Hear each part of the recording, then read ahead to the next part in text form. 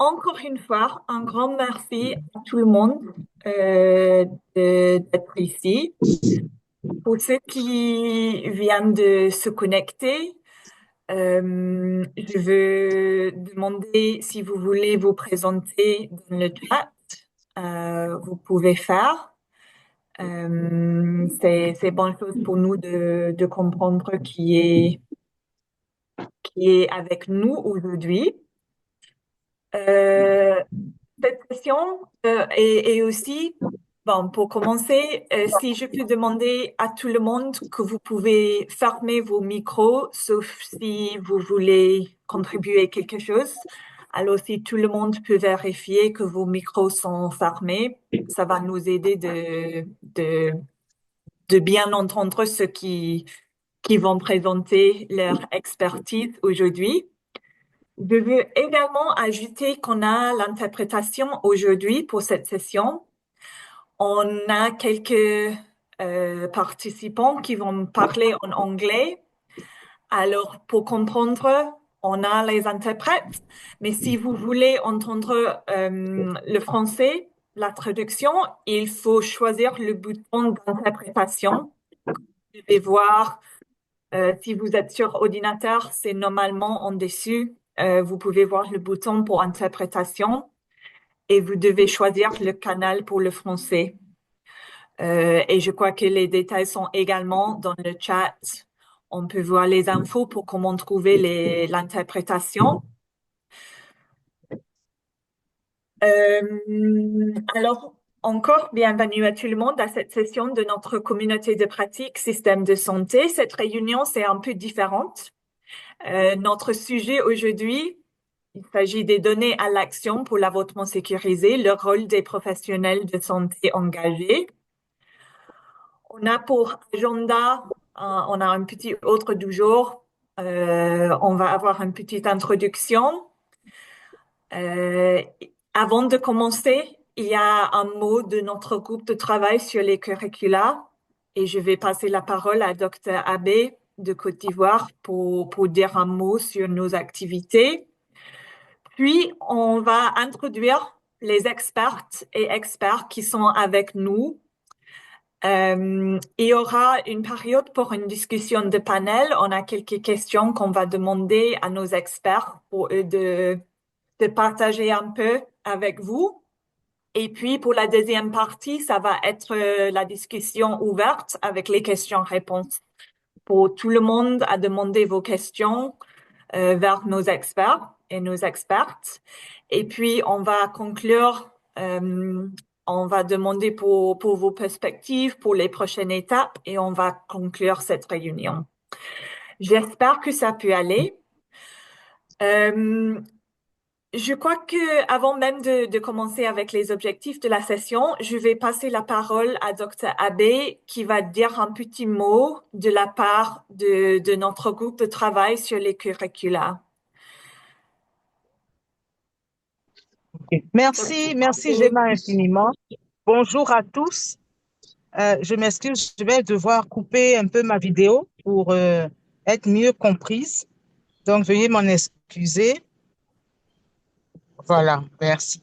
Effectivement, comme Gemma l'a dit, nous avons déjà une communauté de pratique qui s'occupe de plaidoyer pour l'avortement sécurisé en général, mais nous avons des petits groupes de travail et là, dans le cadre des programmes d'études et des curricula de formation, nous avons un petit groupe de travail pour mieux avancer sur la thématique. Donc, pourquoi un groupe de travail sur les programmes d'études? C'est parce que nous nous sommes rendus compte que dans la plupart des pays, en général, les soins après avortement étaient bien acceptés et en général, dans les instituts de formation déjà intégrés en principe selon les directives de l'OMS. Donc, nous avons voulu mieux connaître tous ces pays, mieux savoir à quel niveau d'intégration ils étaient, à quel niveau ils respectaient les directives de l'OMS, mais aussi quelles étaient leurs difficultés. Quelles étaient leurs difficultés en termes vraiment d'intégration et aussi en termes de révision même de ces curricula et voir s'ils avaient des besoins pour mieux avancer à travers ces curricula. Nous nous disons que avoir des prestataires de santé mieux formés nous permet de d'avancer considérablement dans le plaidoyer des prestataires compétents qui offrent des soins de qualité. Donc, nous avons en cours une étude qui démarre par un questionnaire que je pense Gemma pourra présenter. Ce questionnaire-là, c'est surtout pour voir, comme je vous le disais, à quel niveau les curricula sont implémentés, à quel niveau les directives sont respectées et quelles sont les difficultés rencontrées au sein de ces institutions. Nous avons besoin d'un maximum de réponses et c'est la raison pour laquelle nous aurons besoin de vous partager ces curricula. À l'heure actuelle, nous avons 139 déjà réponses avec 75 réponses complètes. Mais pour une analyse de qualité, nous aurons besoin vraiment de partager ce questionnaire avec vous pour atteindre plus d'institutions qui offrent ces soins d'avortement et qui permettront ainsi une meilleure analyse. Bon, pour le moment, c'est ce que je voudrais partager avec vous. Nous pouvons, s'il y a un peu de temps, rentrer dans le détail du questionnaire, si Gemma le permet.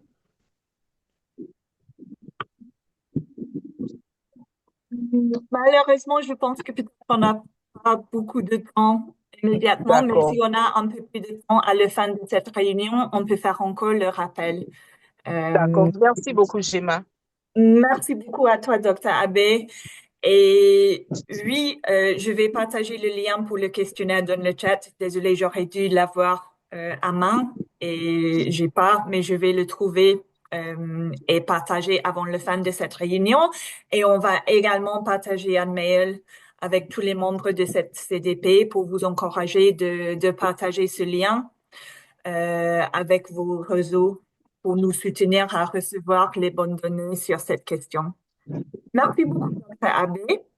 Je pense qu'on va continuer alors avec le sujet pour aujourd'hui. Alors, les objectifs pour cette session aujourd'hui, on a identifié quelques objectifs.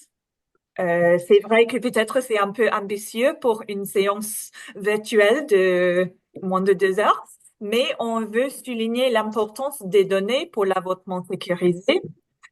Identifier les sources de données disponibles sur l'avortement, discuter des contributions des professionnels de santé à la production de connaissances, aborder l'intégration des données sur l'avortement dans les systèmes d'information sanitaire, notamment le DHIS2, et explorer l'utilisation des données pour améliorer les pratiques et les politiques. Alors, pour aborder toutes ces questions, nous avons invité quelques expertes et experts de la région et des organisations diverses qui ont des connaissances et le vrai expertise sur ces questions de recherche. J'ai, j'ai, je crois que j'ai mis les noms de tous nos panélistes ici sur cette diapo. Je voudrais demander à nos panélistes alors de rapidement dire bonjour à tout le monde. Je veux pas qu'on passe trop de temps pour les introductions parce que je pense que tout le monde est ici pour entendre un peu nos discussions sur les recherches. Mais c'est important qu'on peut accueillir les expertes et experts qui sont ici pour partager un peu leur expérience avec nous, les membres de cette communauté de pratique. Alors, si je peux demander Dr. Onikepe Owolabi du Institut Guttmacher de se présenter et de dire bonjour.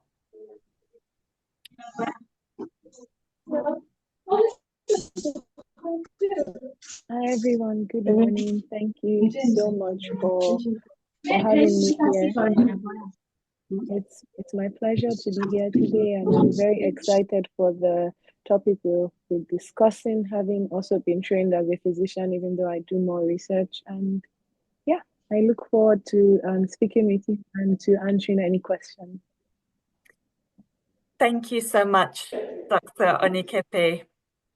Et je crois que c'est le bon moment à rappeler à tout le monde qu'on a l'interprétation pour ceux qui voudraient parler anglais, pour nos panélistes qui parlent anglais.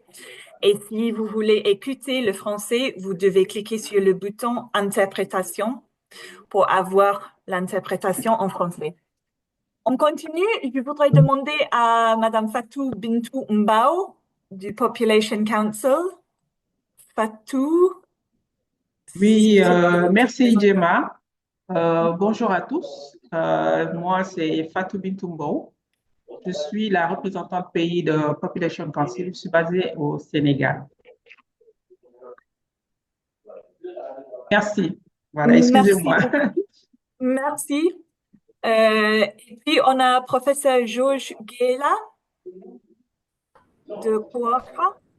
Professeur? Oui, bonjour, j'espère que vous m'entendez. Voilà, je suis professeur Georges Kiela,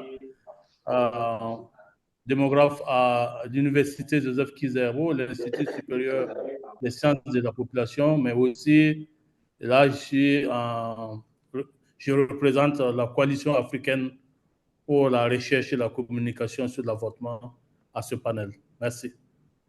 Merci. Et Donna Bott de Rutgers. Merci beaucoup, Gemma. Merci pour l'invitation. Bonjour à tout le monde. C'est un honneur d'être ici avec vous aujourd'hui. Moi, c'est Yona Bott. Je suis anthropologue de formation et je travaille à Rutgers comme chercheur. Je suis basée aux Pays-Bas. Merci. Merci, Yona. Et on a Joseph Ngwanza Muyeke de IPAS RDC. Oui, merci beaucoup. Bonjour à tous. C'est un honneur pour moi d'être là et de participer à cette session importante sur la question des données. Je suis Joseph Ngwanza Muyeke, comme vous l'avez dit. Je suis spécialiste en santé publique avec un focus sur le management des projets et programmes de santé. Je m'occupe de monitoring and evaluation à IPAS. C'est un plaisir pour moi de partager l'expérience de la RDC par rapport à l'intégration des indicateurs liés à l'avortement sécurisé dans les DHS. Merci beaucoup. Merci beaucoup, Joseph. Puis, on a Ramatou Ouedraogo de APHRC. Merci, Gemma. Bonjour tout le monde. Moi, c'est Ramatou Ouedraogo et je travaille en tant que chercheur, anthropologue de formation au niveau du Centre africain de recherche en population et santé, qui est basé au Kenya et qui effectue pas mal de recherches sur la question de l'avortement dans la région. Merci. Merci. Et puis finalement, nous avons professeur Traoré Youssouf. Je crois que presque tout le monde le connaît déjà en tant que membre de cette communauté de pratique. Youssouf, je ne sais pas si tu veux dire bonjour. Je ne sais pas s'il est là. J'ai vu le docteur Traoré. Bonjour. Oui. Peut-être si vous permettez, je serai là à la place de Youssouf. Il est en cours de voyage pour l'Inde. Donc, ce n'est pas évident qu'il soit avec vous pour cette réunion. Ok, super. Et donc, c'est compris. Je suis Mamadou Traoré, et passe secrétaire général de la Société malienne de gynécologie obstétrique. Et présentement, je suis personne des ressources pour le projet plaidoyer avortement sécurisé dans les limites de la loi au Mali, le projet de la FIGO. Merci. Merci, Dr. Dou. Ravi que tu peux être avec nous et je crois que, je connais que tu peux parler un peu plus sur le travail que la SOMAGO a fait au Mali sur cette question des données et DHIS2. Merci beaucoup. Merci à tout le monde. J'espère que j'ai pas raté quelqu'un. Beniel, tu peux m'avertir s'il y a quelqu'un que j'aurais dû présenter qui n'est pas sur cette liste. Je voudrais dire encore une très grande merci à tout le monde d'être ici et d'avoir accepté de partager un peu vos expériences avec nous. Je vais arrêter le partage d'écran pour pouvoir voir un peu mieux et on va passer aux questions pour les panélistes. Encore, s'il vous plaît, si vous n'êtes pas panéliste, s'il vous plaît, fermez vos micros pour nous aider à bien entendre ceux qui vont parler et il y aura beaucoup de temps à le faire pour vos questions et vos réactions. Et également, pour une dernière fois, si vous aurez besoin d'une interprétation pour écouter en français, il faut le bouton interprétation pour pouvoir écouter en français quand on a les panélistes qui vont parler en anglais. Et je crois que moi, je vais également commencer mes questions en anglais. Our first question is for Dr. Onikepe. Alors, ma toute première question au docteur Onikepe est la suivante. Déjà, je sais que le docteur Onikepe ne pourra pas rester avec nous pendant tout ce webinaire, donc nous allons lui permettre de passer premièrement. Et juste après son intervention, on va juste prendre les questions avant de continuer avec les autres panélistes. Donc, s'il vous plaît, si pendant sa présentation vous avez des questions, assurez-vous de les écrire dans le chat pour qu'à la fin de son intervention, elle puisse y répondre avant de s'excuser. Déjà, nous sommes reconnaissants pour votre disponibilité aujourd'hui, Dr. Onikepe. Ma première question est la suivante. Où est-ce que les données et les informations sur l'avortement dans la région de l'Afrique francophone se trouvent? Et quels sont les types de données qui sont déjà disponibles? Merci de m'accorder la parole. C'est une question très intéressante. Et je voudrais répondre sur la base de ce que nous savons jusque-là. Et je suis sûr que cela vous sera utile. D'entrée, il faut dire que malheureusement, les systèmes de collecte de données ne sont pas parfaits, surtout en Afrique francophone. Et généralement, les données que nous avons, ce sont les données des recensements nationaux sur lesquels les gouvernements se basent pour prendre leurs décisions. Donc, nous dépendons fortement d'un ensemble de sondages démographiques qui sont effectués à l'occasion pour avoir les données. Et pour ce qui concerne l'avortement de manière particulière, cette base de données-là dont je viens de parler n'est pas une source n'est pas véritablement une source d'information pour nous parce qu'il est très délicat de poser la question à des gens par rapport à leur historique en termes d'avortement. Mais de toute façon, c'est une source de données qui est disponible. Et si vous avez des questions par rapport aux pays qui ont pu s'en servir, je me ferai un plaisir de répondre. En ce qui concerne les données spécifiques au pays pour l'avortement, nous avons accès aux données collectées par des organisations qui travaillent en la matière. Et il faut souligner qu'en Afrique francophone, les données que nous avons pour la plupart sont des données obsolètes. Il y a des données de sondage que nous avons pu collecter au Sénégal il y a vraiment longtemps. Nous avons fait pareil au Rwanda. Le sondage du Burkina Faso était plus récent et comprenait des données d'un ensemble de centres de santé dans le pays. Donc, au Burkina Faso, par exemple, nous avons pu avoir des données sur les récents incidents s'étant produits par rapport à l'avortement et aux dispositions prises en la matière. Et nous avons également eu des données de la part des communautés pour mieux comprendre l'expérience des femmes qui passent par l'avortement.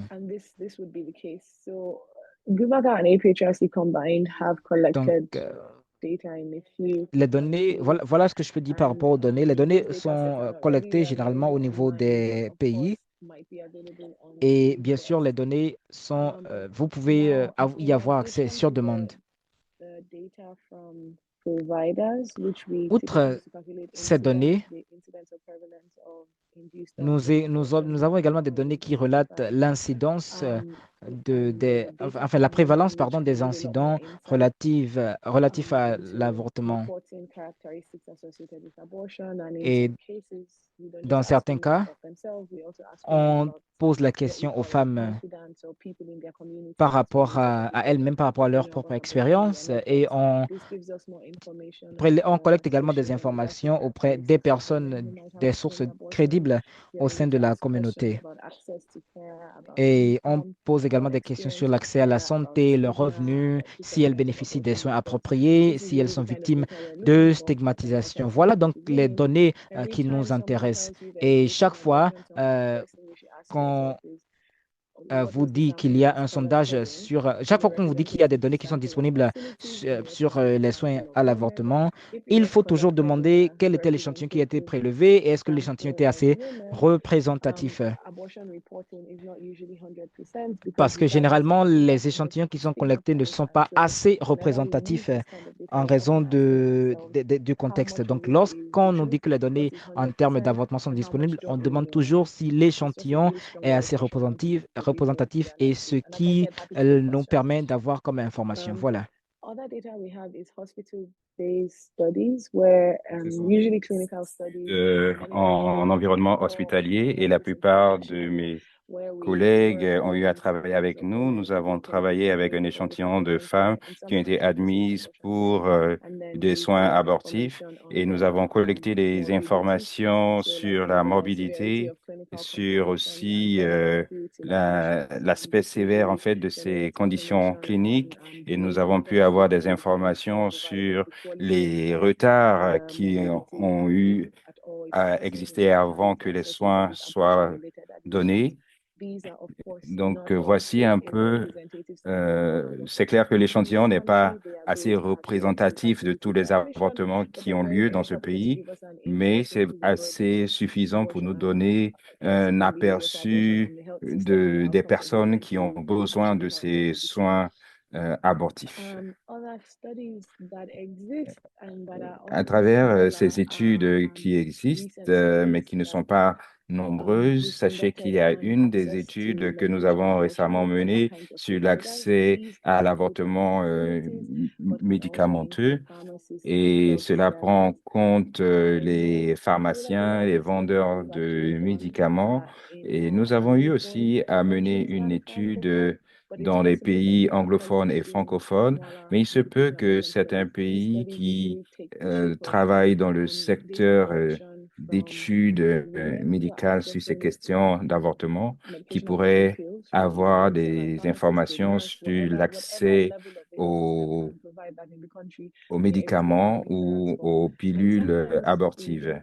Et souvent, nous avons des clients mystères ou des patients mystères qui prétendent être une personne qui a besoin de soins abortifs. Donc, ce sont des personnes qui vont poser des questions à ces pharmaciens pour savoir quels sont les types de soins dont ils peuvent bénéficier, ainsi de suite. Et autre chose, c'est qu'en utilisant ces données, il y a le coût aussi de ces soins. Michael, qui est mon collègue, a eu à mener des activités en Afrique francophone et il y a aussi des études représentatives qui sont moins fournies sur la question de la stigmatisation et There are some secondary data Il sets y that are a very des good données that I really secondaires like. qui sont disponibles que Abbreviations are highly j'apprécie, useful, but sometimes people are curious and will look at the birth mais calendar and souvent les gens incorrectly because sont in history we tend curieux to extrapolate what women might have terminated pregnancy, d'essayer and that's usually a very low d'extrapoler estimate les of what is happening informations for abortion disponibles, in mais cela n'est any African pas country, including Francophone Africa, because it's suffisamment not accurately reported. représentatif There are dans some les studies that are less différentes used. There's one called the World Water zones Survey. d'Afrique. It's not in Il every y a single country, aussi but it's also un used autre in some countries in sondage sub-Saharan Africa, including some qui Francophone est countries. And this disponible has en information on Afrique how people perceive subsaharienne et antibiotic francophone. attitudes to abortion Cela and how that is permet affecting health behavior. If you're de interested, déterminer les there are data sets, comportements que les gens ont and it's a really vis-à-vis good publication to sort of de understand if more l'avortement. than C'est une one set of data, publication how qui attitudes have permet changed over time. de comprendre The other one, l'évolution which I also really, really des like and have worked with, are all comportements facility vis-à-vis de surveys. Even though it's l'avortement WHO au fur et à mesure que le temps avance. harmonized health facility Aussi, assessment, il this y is a something au niveau collected de in collaboration with l'OMS national ministries of health. des The data sets are critères available qui online and sont it can be pris en requested from the compte. National Ministry of Il Health. y a des And données partly qui because they peuvent built être in promotion obtenues sites, du it was ministère de geographically la allocated, Santé question specific and so on. locale. And so it's very Et il easy y a to des get a sense of what sondages the health system is dans providing, lesquels il y a what plusieurs it multiplies. questions It doesn't sur really do like ce provider que interviews, but le it gives you a système de basket santé of met à la what the health system disposition, infrastructure looks like. mais ce sont des questions en There's a fait sur similar le survey at the système de Service for Routine santé en Assessments, gros. which are hosted by the DHS. Et They're comme je l'ai online, those are dit, freely available, ils even though the sont DHS is en not guaranteeing ligne they're still et online, and now ils that it's sont decoupling, those data disponibles. sets will be available. They don't typically collect information Donc, ce specific to sont abortion, des but they collect a lot of information on personnes maternal qui and infantile collectent health, and so les you can sort of informations en extrapolate matière and sort of come up with de like a framework for looking at santé the commodities, the reproductive. infrastructure, and the staffing you would Donc, need vous to pouvez avoir deliver des abortion. So I'm informations happy to take sur questions about les that. And produits et then sur les the third one, like the health infrastructures. facility survey Donc, with nous sommes the disposés person-animal à interaction. prendre des Here questions they have là-dessus. they have health facility modules in some Et countries. aussi, il y a des I came modules across one where there was lots de of santé qui questions sont on disponibles, capacity certainement to au provide good and Burkina. reproductive health services, including abortion. So those three can be very helpful to get an overview of what's within the health system Et nous and pouvons what vous donner un aperçu de ce qui goal existe and au niveau du best système de signal santé. functions and strength. For those who are interested, there are other Et pour databases that lie ceux qui outside of the health sont system. There's the intéressés, il y a WHO des Abortion données Laws and Policies disponibles. Database. Il y That's a the une Center base for de Pregnancy données au Affairs one. niveau de For those who are l'OMS. interested in making Et connections between si policy vous context souhaitez and health avoir des system provision and informations access to care, those sur are secondary l'accès databases which we aux combine in multiple soins, ways. ce sont des données So like secondaires someone had qui said sont earlier, which was of disponibles. particular interest Et for il y a quelque chose academics qui a that été enables you dit have qui time doit for être the question is, intéressant, if countries have health c'est worth que fostering si databases and they're sort les of able to capture pays ont la people who have possibilité received d'avoir any certaines post-medical or clinical données, education training, for example, in post-abortion care, in post-abortion family service provision, in safe abortion care, those would be very helpful sources of donc information, but sachez que very few cela sera countries très successfully utile track pour their nous, health workforce in that way. car il y a peu de pays Yeah, qui and I think essaient that's a de high-level retracer en overview fait ce qui se of passe à leur niveau. what data Donc voilà ce exists, but que je the question to peux ask ourselves partager is sur where is it being les collected données from? Is it nationally disponibles representative? Do we trust the et information?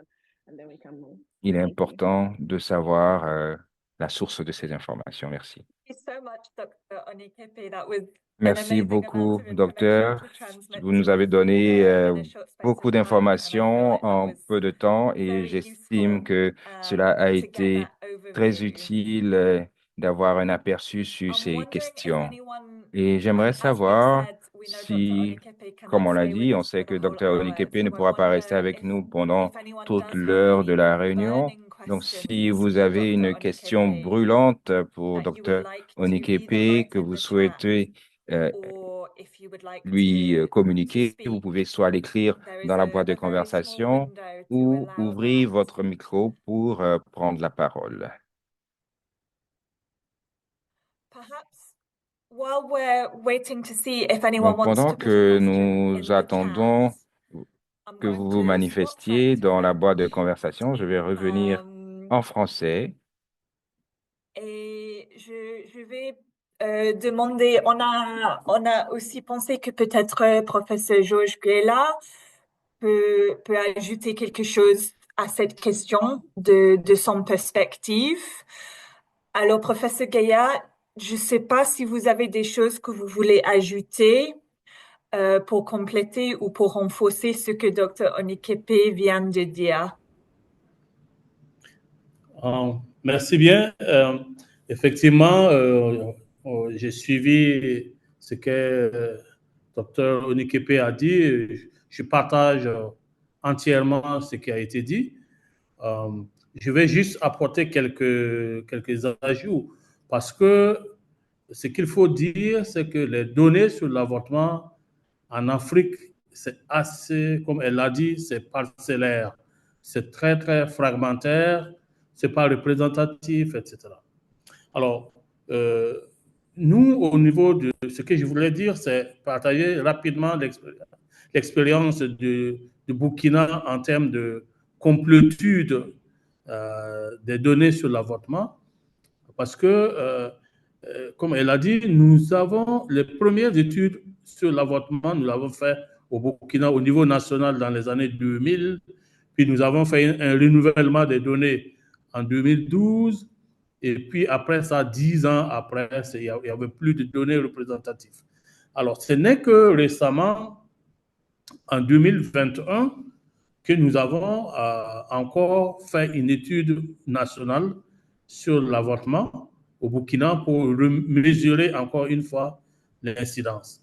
Et nous avons également fait cette même étude-là en Côte d'Ivoire. La Côte d'Ivoire qui n'avait vraiment pas de données sur l'avortement. Nous avons l'équipe du Burkina, parce que c'était dans le cadre de la plateforme PMA que beaucoup d'entre vous connaissent, Performance Monitoring for Action. C'est dans le cadre de cette plateforme-là que nous avons mené cette recherche-là au niveau de la Côte d'Ivoire. Ça, c'était en 2018-2019. Puis, nous avons renouvelé la même étude au Burkina en 2020-2021. Alors, le type de données qu'il faut, et nous avons essayé également cette même expérience au Niger, mais le contexte n'a pas été favorable, donc on n'a pas pu implémenter l'enquête parce que vous connaissez, les contextes sont très difficiles en matière de collecte sur des sujets aussi sensibles et ce n'est pas partout qu'on peut arriver à le faire. Donc, nous n'avons pas réussi à faire cette expérience-là au Niger. Ça veut dire qu'il y a des besoins. On n'a pas véritablement de données qu'on peut considérer comme représentatifs au niveau national, au niveau de l'Afrique de l'Ouest surtout. Alors, ce qu'il faut dire aussi en matière de type de données, c'est quoi? Qu'est-ce qu'on collecte généralement? C'est les données d'abord quantitatives pour qu'on puisse avoir une idée du niveau du phénomène. Parce que c'est de ça d'abord qu'il s'agit, pour avoir déjà une idée. Et ensuite, ces dernières années, surtout au Burkina, nous avons commencé à regarder ce qu'on appelle les données au niveau des formations sanitaires en termes de niveau de préparation de ces formations sanitaires à fournir des soins après avortement de qualité. On regarde, il faut quantifier certes le problème du phénomène de l'avortement, mais aussi on a besoin de savoir jusqu'où les formations sanitaires sont préparées à offrir des soins après avortement. Parce qu'on en parle, mais on ne sait pas toujours quel est le niveau de préparation à offrir ces soins après avortement. Donc, de plus en plus, nous collectons aussi ces données-là, notamment, en tout cas, en ce qui concerne le Burkina, nous avons essayé de coupler les données quantitatives aux données des formations sanitaires pour voir des enquêtes au niveau des formations sanitaires pour voir leur niveau de préparation. Donc, voilà un peu ce que je voulais ajouter en soulignant encore une fois que ce sont des données parcellaires. C'est très difficile de mobiliser les méthodologies nécessaires pour faire ces recherches-là de façon régulière et dans tous les pays. Ce n'est pas évident. Je salue d'ailleurs l'effort que fournit Guttmacher Institute pour fournir ces données-là de façon estimative. Et ça, ce n'est pas, voilà, c'est généralement les seules sources qu'on a lorsqu'on veut travailler sur certains pays. Donc voilà un peu ce que je voulais ajouter. On pourra revenir en détail s'il y a des questions additives. Merci.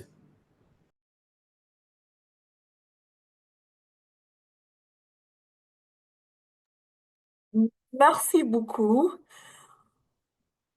On a eu quelques questions dans le chat.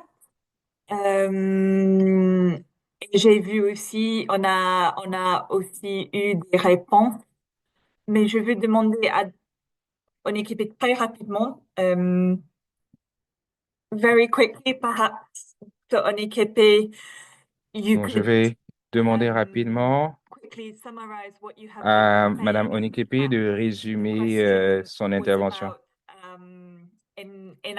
in countries in Francophone Africa where abortion is J'aimerais still que vous very puissiez nous dire stigmatized ce que or it's very vous avez restricted. constaté What en matière de strategies can be put in place stigmatisation, to de encourage restriction de healthcare providers l'avortement au to let niveau them to de l'Afrique? Quelles share sont les stratégies qu'il faut reliable, confirmable donner à data? ces professionnels de la santé afin qu'ils puissent partager des données I think fiables? it's an excellent question, Je pense que and la question one est that excellente.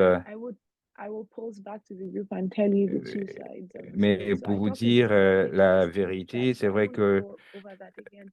enfin, je ne Then vais pas there revenir are sur two certaines perspectives. questions, First, there's mais the il y a deux perspective of perspectives. La living a première, c'est situation que nous accurately so that avons we can besoin analyze it and d'informations diagnose what justes we pour les need to provide to analyser the health afin que nous system sachions and quoi make mettre à sure la that we have the disposition personnel, the des staff, professionnels and de la the quality santé of care to euh, meet the pour needs of the que women. ceux-ci And puissent so this data is répondre aux critical besoins and we want sanitaires to des have it femmes. accurate as possible. Et car les So données we can sont share it with essentielles the et il faut qu'elles policy soient les makers, we can plus share it with justes providers, we possibles. Nous pouvons les can chercher, après nous segment pouvons les healthcare partager systems. So avec then les the second décideurs, part of the avec question les is that professionnels. Mais autre the chose concernant providers, cette both question, c'est nurses, community que health workers, les and professionnels, les physicians who are to provide the infirmières, data, les personnes de la to do communauté it. de pratique qui doivent Their faire un rapport sur ces perception or their données capacity to devraient report us donner leur accurately, so they don't need perception, to devraient report être themselves. So their repercussions, so they capables actually d'apporter des report accurately. informations And then précises et in de se fact, many protéger, providers, they aren't just delivering car the il faut qu'elles data puissent to the enregistrer tout ce qu'elles company or font. En the général, la women plupart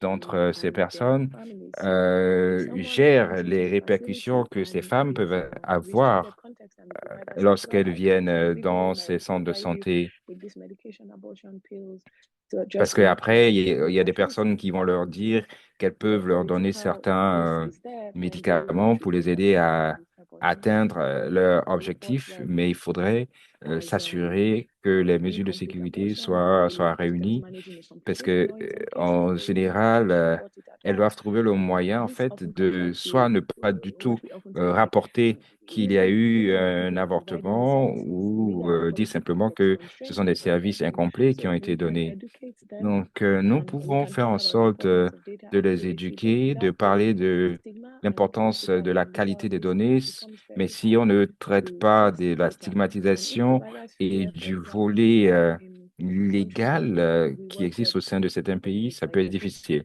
Dans Catholic certains pays dans lesquels Church nous that we travaillons, worship with, they il sometimes y fear a for un because of the partenariat avec influence and what l'Église we are doing is catholique not et souvent, appropriate. So then lorsqu'on we agit, on also estime que encourage ce to que nous report faisons n'est accurately, pas but then we have to approprié. come C'est back vrai to our qu'on own veut policy encourager les makers gens and à faire le rapport, mais il est to important que help nous them puissions understand that nous they tourner need to vers le provide it ministère for de the la legal context Santé, de sorte à ce so que les that gens they can comprennent provide accurate que le information, which is of course contexte very juridique et challenging for politique those ne of us permet that pas do à ce que research. ces initiatives de recherche Um, soient menées. Gemma, is that good? Yeah. That's great. Thank you so much for responding, Merci beaucoup d'avoir répondu Dr. à nos Onikepe. questions, Dr. Encore Onikepe. merci pour ces réponses. Je peux voir qu'on ajoute les traductions en français aussi de ce que vous avez écrit dans le chat. Je crois que je suis consciente de temps et je vais passer, je crois, à la prochaine question que je vais demander à quelques d'autres des experts. C'est quelque chose de très pertinent parce que je peux voir dans le chat qu'on a déjà commencé à discuter un peu la question des données au niveau des systèmes Gateway S2. Euh, et on a voulu peut-être écouter un peu l'expérience de Joseph Ngwanza de iPass RDC. Et la question, c'est vraiment quel rôle peuvent jouer les professionnels de santé dans la collecte de données sur l'avortement.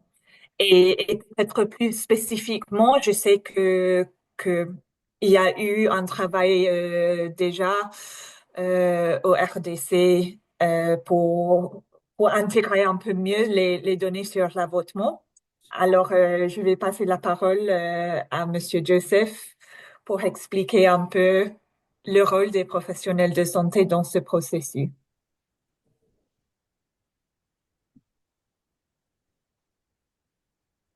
Voilà, donc, merci beaucoup.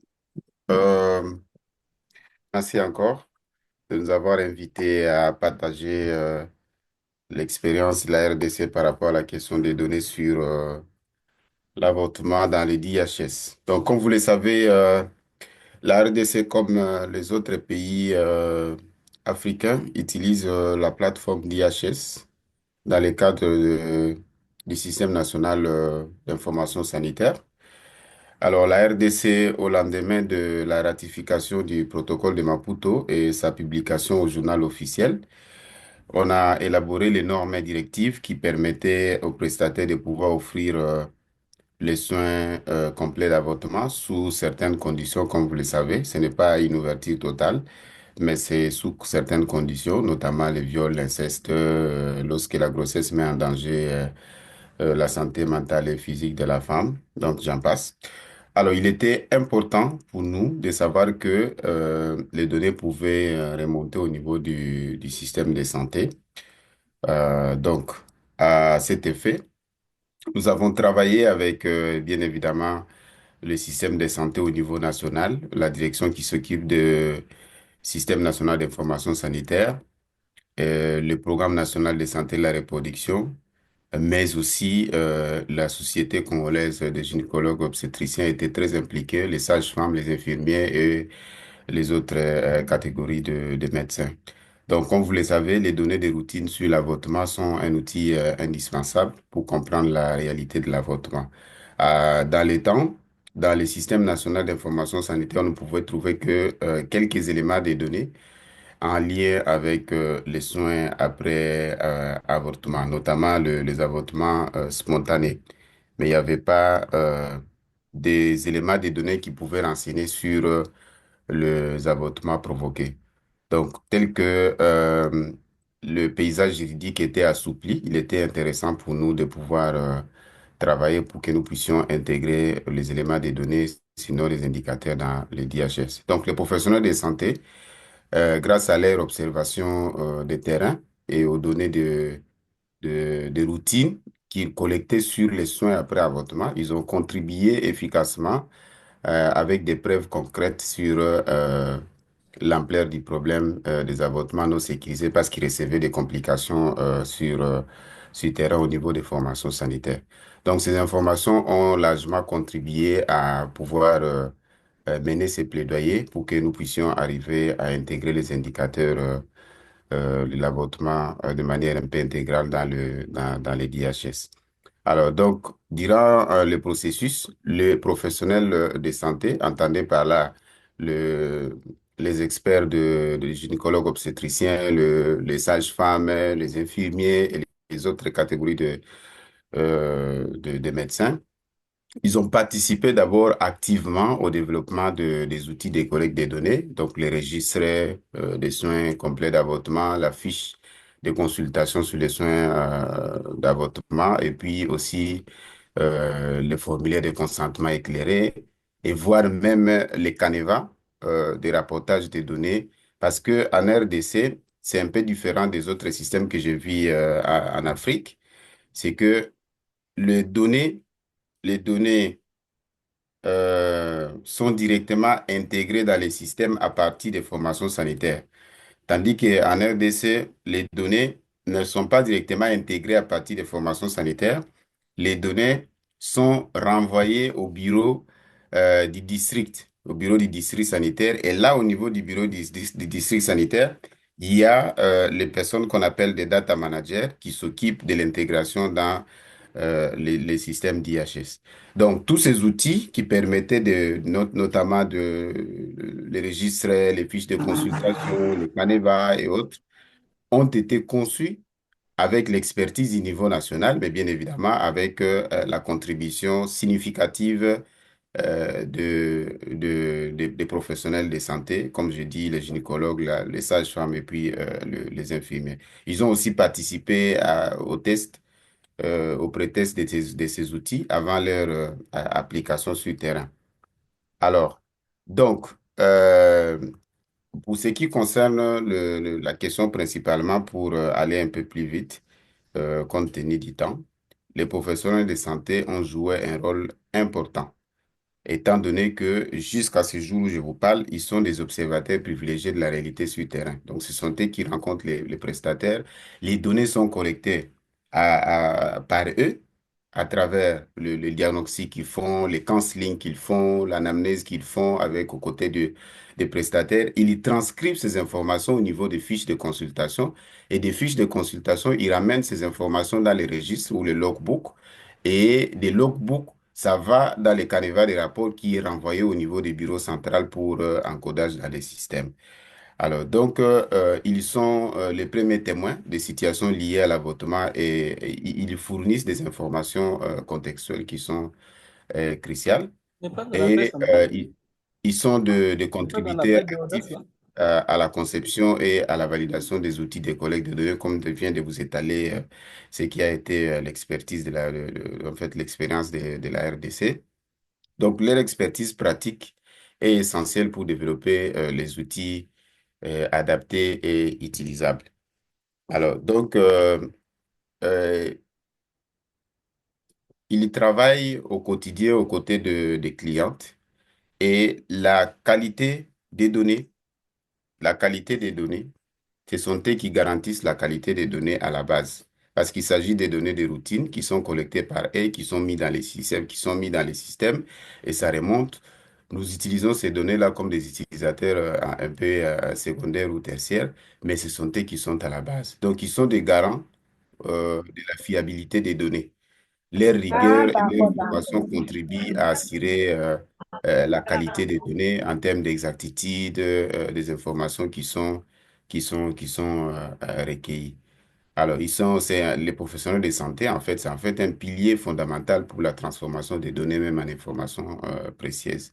Leur engagement est indispensable pour que les données collectées soient utiles pour la prise de décision. Les données peuvent être biaisées à la base.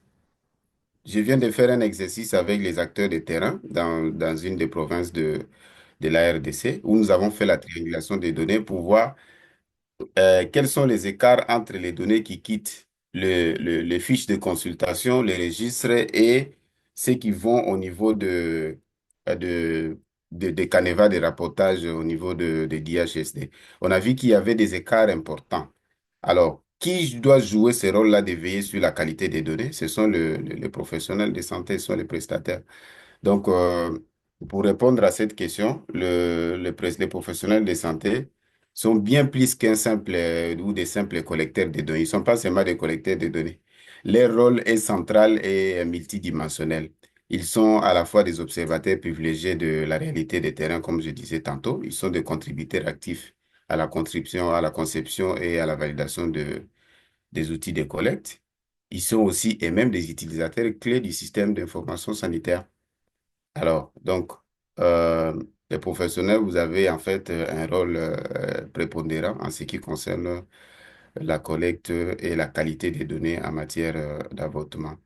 Donc, aussi, la question de la qualité des données, comme je disais tantôt, repose vraiment sur les prestataires ou les professionnels de santé. Les gynécologues obstétriciens, nous travaillons avec eux, les associations des sages-femmes, les associations des infirmiers, etc. Ce sont eux qui sont sur le terrain. Nous travaillons avec eux pour améliorer davantage la qualité des données. Ils ont vraiment joué un rôle important, que ce soit sur les plaidoyers, que ce soit aussi sur la conception des outils. Et actuellement, sur le terrain, ils y travaillent au quotidien pour faire remonter les données de qualité. Voilà un peu ce que je pouvais dire par rapport à l'expérience de la RDC. Je sais que le temps imparti est assez court, sinon on pouvait dire long. Merci. Mais nous pouvons Merci. avoir des questions éventuelles.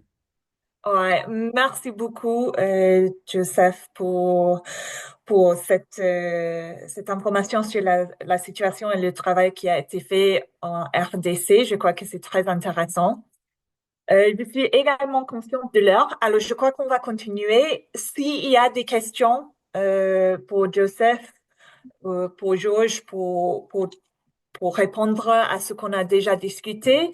Je vous encourage de les laisser dans le chat et à la fin des questions qu'on a préparées, on va avoir beaucoup de temps, j'espère, pour répondre à ces questions.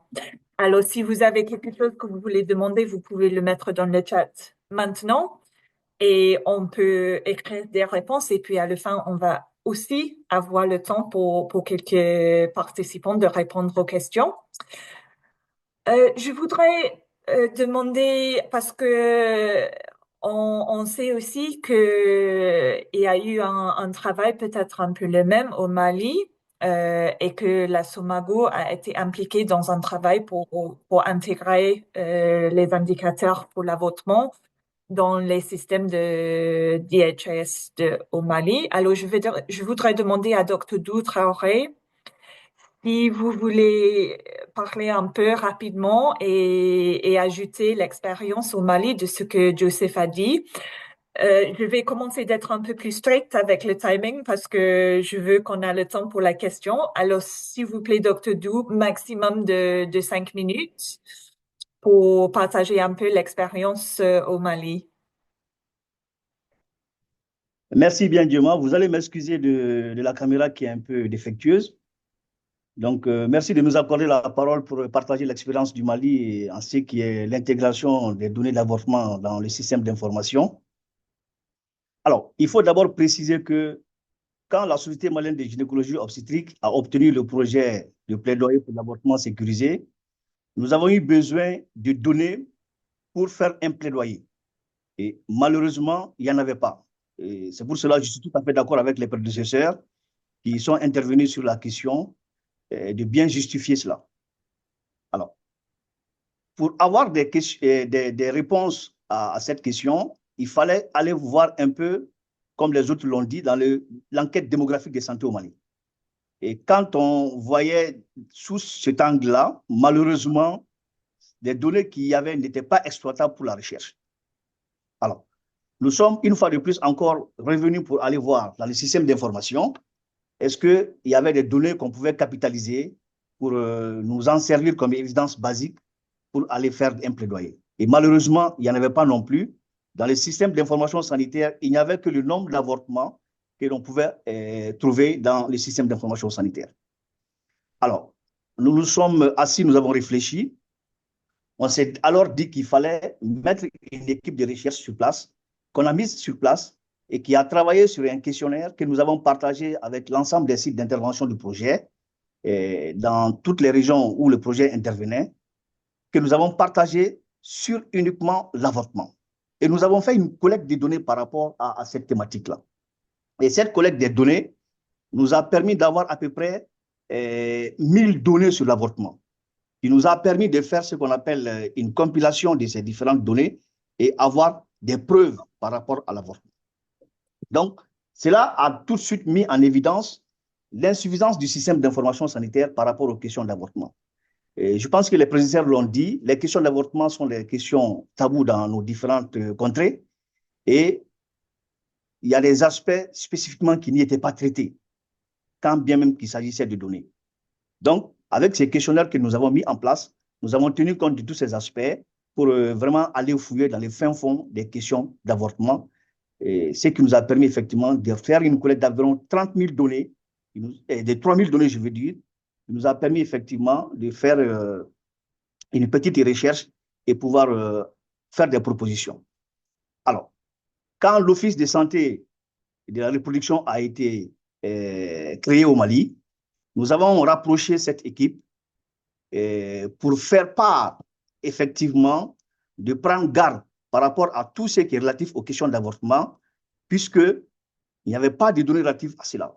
Je pense que le directeur de cet office a été très, très, très attentif à cette proposition. Du coup, nous avons porté le lead de cette question-là pour pouvoir nous accompagner au niveau national pour aller demander au niveau de la Direction générale de la santé du Mali, où il y a la base du système d'information sanitaire au Mali, pour qu'on puisse voir s'il y avait des opportunités, des possibilités de pouvoir effectivement revoir la base de données. Donc, d'atelier en atelier, nous avons convié les différents prestataires sur le terrain à Bamako pour un atelier de reconnaissance d'abord du 10. Donc, cela a permis aux agents de s'imprégner du système d'information sanitaire malien. Et ensuite, nous avons fait des ateliers pour essayer de retenir, au cas où cela était possible, d'intégrer des données. Donc, ça nous a permis effectivement, au cours de ces ateliers, de retenir des indicateurs qui n'étaient pas dans le système d'information sanitaire. Donc, ça nous a permis effectivement de faire des propositions et qui ont été peaufinées à différents ateliers dont l'Office national de la santé et de la reproduction était, comment dirais-je, le maître d'œuvre. Cela nous a permis effectivement de faire des propositions, si vous voulez bien, à peu près une vingtaine d'indicateurs que nous avons proposés pour l'intégration de ces indicateurs dans les systèmes d'information sanitaire. Donc, cela a été accepté aujourd'hui par la Direction générale de la santé et pour ce que l'ONACER nous a quand même donné comme information, en 2025, normalement, cela doit rentrer en application. Parce que quand on change le système d'information sanitaire, il faut aussi revoir les outils de collecte. Donc, je crois que c'est ce dernier aspect de revoir les outils de collecte qui va prendre un peu de temps parce qu'il faudrait quand même revoir les registres. Ils doivent être mis à niveau pour la conformité avec le système d'information sanitaire. Et dans tous les cas, cela devrait arriver à terme mi-2025 pour que l'application définitive puisse commencer en fin 2025 avec le nouveau système d'information sanitaire qui va prendre en compte les différents indicateurs que nous avons proposés. Donc, voilà l'expérience du Mali en la matière par rapport à ce système d'information sanitaire concernant les avortements. Et je vous remercie. Merci beaucoup, Dr. Dou, pour ces précisions de ce que vous avez fait au Mali. Je pense que c'est très intéressant. Je peux voir qu'on a commencé d'ajouter les questions pour Joseph dans le chat. J'encourage tout le monde aussi, si vous avez des questions pour Mali, de les ajouter dans le chat. On va continuer. On a une dernière question que je vais poser à plusieurs de nos panélistes pour leurs réponses.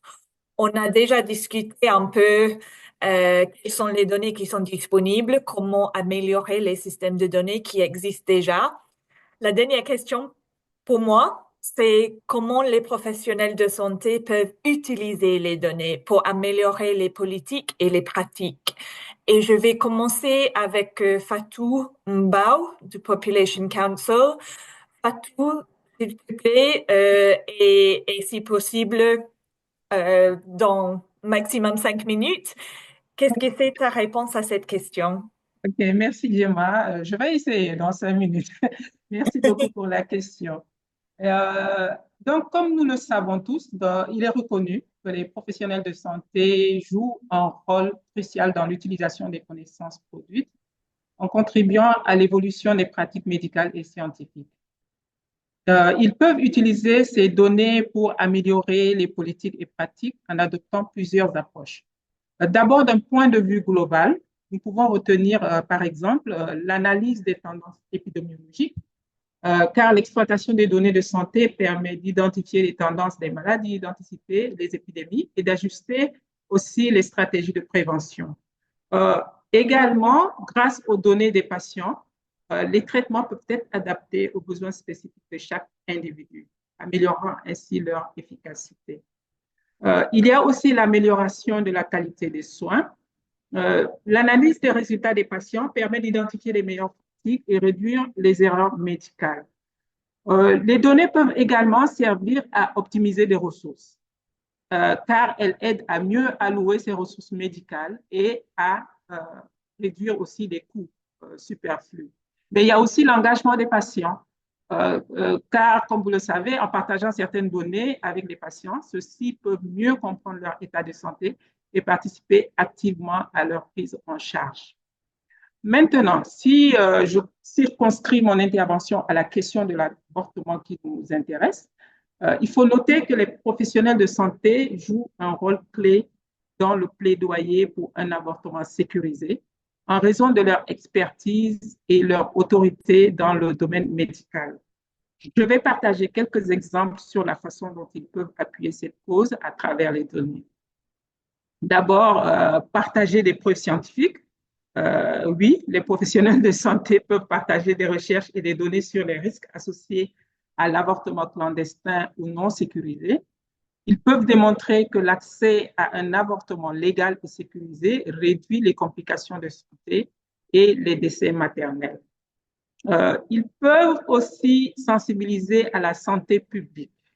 En tant qu'experts, ils peuvent sensibiliser le public et les décideurs politiques aux conséquences négatives du manque d'accès à des services d'avortement sûrs, comme l'augmentation des infections ou des blessures et des complications à long terme.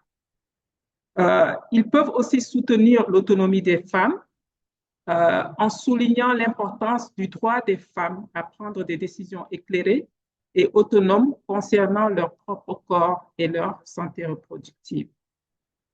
Ils peuvent aussi plaider pour la formation de l'éducation. Ils peuvent insister sur la nécessité de former des prestataires de soins de santé à la réalisation d'avortements sécurisés de manière professionnelle et respectueuse et plaider pour une éducation continue dans ce domaine. Les professionnels de santé peuvent aussi militer pour l'amélioration des politiques de santé basées sur les preuves. Ils peuvent contribuer au plaidoyer en participant activement à la rédaction des politiques qui garantissent un accès équitable aux services d'avortement, en particulier dans les régions où cet accès est restreint.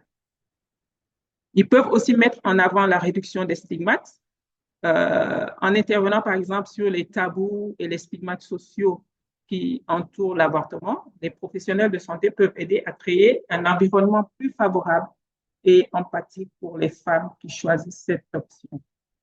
Mais aussi, ils peuvent utiliser des témoignages des patients. Ils peuvent partager de manière anonyme et éthique des témoignages des patientes pour illustrer les conséquences de l'absence d'avortement sécurisé, tout en respectant la confidentialité et la dignité des personnes concernées.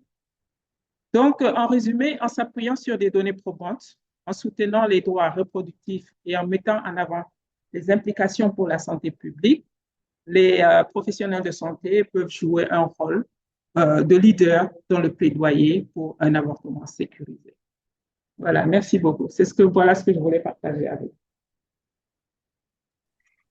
Merci beaucoup, Fatou, pour cette réponse très compréhensive et toutes ces idées. Moi, je trouve beaucoup d'inspiration de ce que tu dis.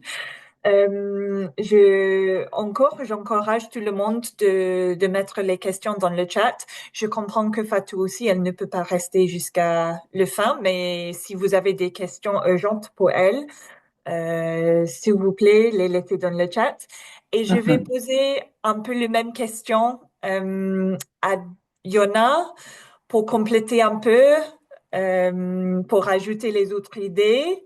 S'il vous plaît, répondre selon votre perspective et la perspective de Rutgers. Qu'est-ce que c'est le rôle des professionnels de santé? Merci beaucoup, Gemma. Je pense que Fatou, ma collègue, a déjà beaucoup dit. Elle a soulevé des points très importants.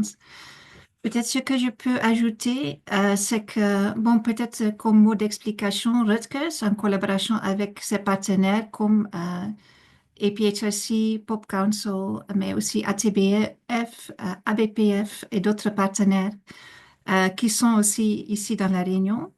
Nous ne collectons pas forcément le même type de données que Guttmacher ou les DHS, mais on se focalise beaucoup plus en ce moment sur les données qualitatives. Oui, en fait, nous essayons de vraiment comprendre les expériences des femmes et des filles en matière d'avortement non sécurisé pour pouvoir bien communiquer les barrières dans l'accès aux soins et les effets des avortements non sécurisés. On se focalise aussi sur ce qui précède l'avortement, donc ça veut dire qu'on se focalise aussi sur l'utilisation ou la non-utilisation des contraceptifs et les facteurs dans cette décision.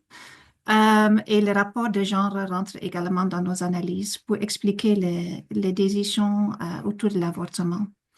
On se focalise aussi sur ce qui arrive aux filles et aux femmes après une expérience de l'avortement.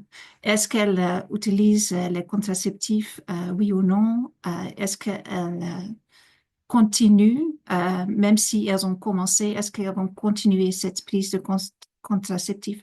Donc, juste pour expliquer les types de données que nous sommes en train de générer, qui peuvent aider aussi certainement les professionnels de santé dans leur travail de plaidoyer. J'ai aimé beaucoup le fait que Fatou a déjà parlé des témoignages qui sont très forts parfois aussi dans cette travail de plaidoyer. Et à travers notre type de recherche, nous allons également beaucoup de témoignages. Maintenant, la question, bon, moi j'ai réfléchi un peu plus sur la question, peut-être quelles sont les conditions préalables pour que les professionnels de santé peuvent utiliser la recherche pour améliorer les politiques et les pratiques. Donc, quand j'ai réfléchi à ces conditions préalables, j'ai pensé à deux choses très importantes. D'abord, l'implication dès le début des professionnels de santé dans la conception des projets de recherche. Parce qu'à la fin, ça va aussi beaucoup aider dans l'appropriation, ou ownership en anglais, des données. Et ça peut aider énormément dans son utilisation pour les plaidoyers. Deuxièmement, je voulais aborder le sujet d'importance de confiance entre les chercheurs et les professionnels de santé. C'est pas toujours facile quand on travaille sur un sujet si sensible comme l'avortement. Et nous, dans nos recherches, nous incluons les professionnels de santé dans nos efforts de collecte de données qualitatives en tant que participantes et informateurs clés. Et voilà, nous avons souvent cette possibilité de passer un long moment au terrain pour cette collecte de données et de travailler sur cette relation de confiance pour avoir mieux accès à des données fiables, parce que c'est évidemment pas facile pour les professionnels de santé de partager certaines pratiques ou de partager leurs valeurs, les attitudes autour de l'avortement dans un contexte où, par exemple, le sujet reste bon, les lois sont très restrictives. Donc, cette confiance est pertinente selon moi pour pouvoir aussi faire de sorte qu'on construit quand même des relations pendant ce travail du terrain. Et à la fin, ça aide vraiment aussi les professionnels de santé de se sentir partie de la recherche et de bien connaître et pouvoir utiliser ces résultats. Donc, ce sont deux thèmes que je voulais contribuer à cette discussion et peut-être je reconnais aussi que la difficulté reste toujours aussi dans nos productions de rapports qui sont parfois très classiques, des rapports longs et scientifiques qui ne sont pas toujours très utilisables, très faciles à utiliser et partager. Donc, en forme de réflexion, je pense que la participation à cette session m'a moi-même beaucoup aidé à réfléchir davantage sur comment encore mieux faire pour rendre ces données que nous avons accessibles et très utilisables. Merci, Gemma. Merci beaucoup, Yana, pour ces réflexions très pertinentes. Je vais continuer tout de suite. C'est un peu la même question pour Ramatou. Ramatou, je ne sais pas si tu as des autres éléments à souligner pour compléter un peu cette discussion. Merci beaucoup, Gemma. Je pense que mon travail est, on va dire, facilité par mes collègues parce qu'elles ont abordé énormément de choses. Et je voulais rebondir un tant soit peu sur la dernière phrase de Yona concernant l'accessibilité. Je pense que c'est un grand défi. Et en cela, un mouvement comme l'audace et aussi les groupes de thématiques sont très pertinents parce que ça aide à cette visibilité des données, à trouver ensemble des approches pour pouvoir les rendre disponibles. Parce qu'une fois disponible, ça participe énormément à améliorer les choses et comme mes deux collègues, enfin Yona et Fatou l'ont abordé, ça aide. Et, je pense, en parlant, je pense à la mission de EPHRC qui est de transformer les vies en Afrique à travers la recherche. Et dans le cas présent concernant la question de l'avortement, moi je le vois comme un moyen de transformer la vie et les pratiques des soignants, aussi la vie des femmes à travers la recherche. Et en cela, je voulais partir plutôt sur l'aspect individuel, en plus des questions politiques que Fatou et Yona ont si bien noté. Je voulais faire le zoom sur l'aspect individuel au sens des soignants, mais individuel aussi au sens des femmes. Moi, je vois la recherche, surtout dans le cas des soignants, comme un mot que j'utilise, une expression que j'utilise souvent, l'effet miroir.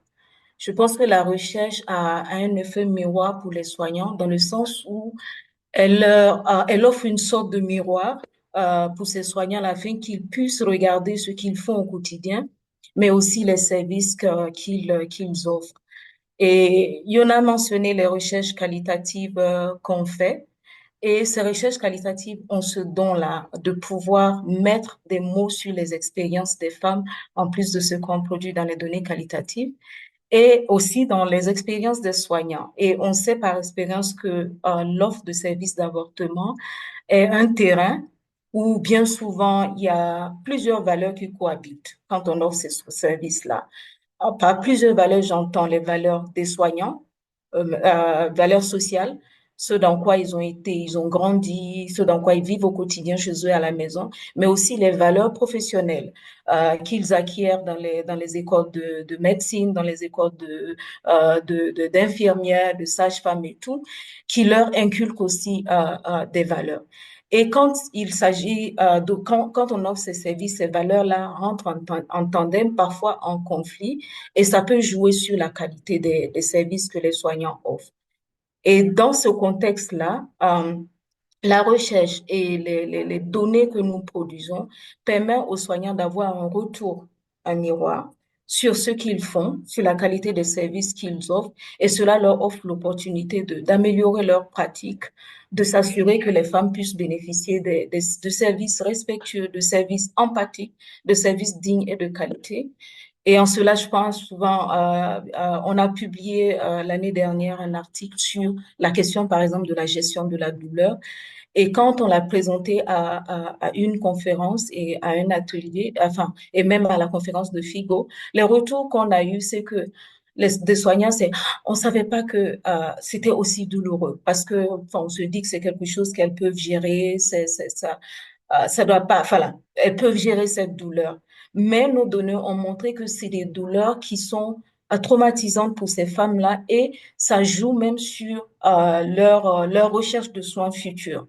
Et donc, ça a permis aux soignants de pouvoir voir l'effet que la gestion de la douleur peut avoir et comment ils peuvent gérer ça. Donc, en gros, ça leur permet de réfléchir tout à l'heure à l'introduction, on parlait des curricula. Ça permet ces données-là aux soignants de voir quel ajustement il faut qu'ils fassent à leur curricula pour pouvoir offrir ces soins empathiques dont je parle. Et aussi, aux soignants aussi de prendre soin d'eux-mêmes, dans un sens. Nos données aussi ont montré, par exemple, la question, le trauma ou la charge émotionnelle qu'implique l'offre de ce genre de service. Parce que ces soignants sont confrontés à une charge de travail élevée, ils sont confrontés à des histoires qui sont parfois difficiles, ils sont confrontés à plusieurs choses qui font que c'est des soins qui sont émotionnellement difficiles et puis ça peut conduire au burn-out. Et dans ce cadre-là, nos données leur permettent de prendre conscience de cette question de santé mentale pour eux-mêmes et du coup de réfléchir à comment le gérer parce que la santé mentale c'est quelque chose de encore pas courant dans nos sociétés africaines alors qu'on sait que c'est un travail qui a cette dimension-là. Donc la recherche aussi permet cette prise de conscience pour pouvoir améliorer leur pratique. Donc juste voilà, faire le zoom sur l'aspect individuel pour montrer en quoi comment ils peuvent utiliser la recherche pour améliorer leur pratique, améliorer leur propre santé, leur bien-être, mais aussi améliorer la qualité des services qu'ils offrent au quotidien aux femmes qui ont besoin de ce service. Merci beaucoup, Jamie. Merci beaucoup, Ramatou. C'était très intéressant et je pense que c'est une perspective très importante. Professeur Georges, je ne sais pas si vous voulez ajouter très rapidement quelque chose pour compléter les autres réponses. Si oui, vous avez Euh, la parole. ok. Bon, les autres réponses, j'ai écouté un peu, notamment le rôle des professionnels dans la collecte des données et comment ils peuvent faire le plaidoyer. Et ça rejoint un peu ce que nous avions fait pour montrer un peu jusqu'où les formations sanitaires et les professionnels sont préparés justement pour prendre en charge les soins après avortement.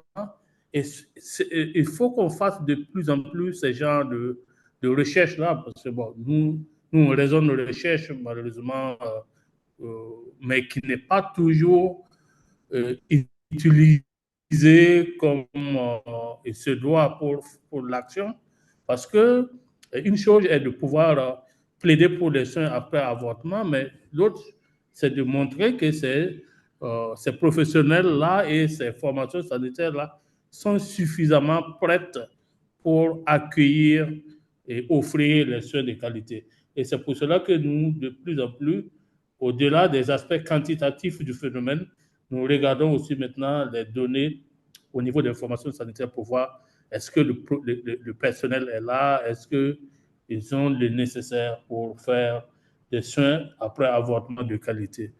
Et je pense que c'est tout ça qui doit contribuer au plaidoyer pour qu'on puisse avoir une oreille attentive vis-à-vis de ce phénomène-là au niveau gouvernemental. Parce que ce qu'on oublie souvent de dire, c'est que en Afrique, on vient de loin, surtout en Afrique francophone. C'est un sujet qui est tabou. C'est vraiment récemment qu'on arrive à en parler sur les plateaux, etc. Et c'est de cette manière, à travers la recherche, à travers l'implication des professionnels de santé, qu'on va faire en sorte que ça ne soit plus un problème de tabou, mais un problème véritablement de vie ou de mort chez les femmes. Donc, c'est de ça il s'agit et qu'il va falloir le doubler d'efforts. Donc, c'est un peu ce que je voulais ajouter. Sinon, je suis d'accord avec tout ce qui a été dit par les autres collègues. Merci.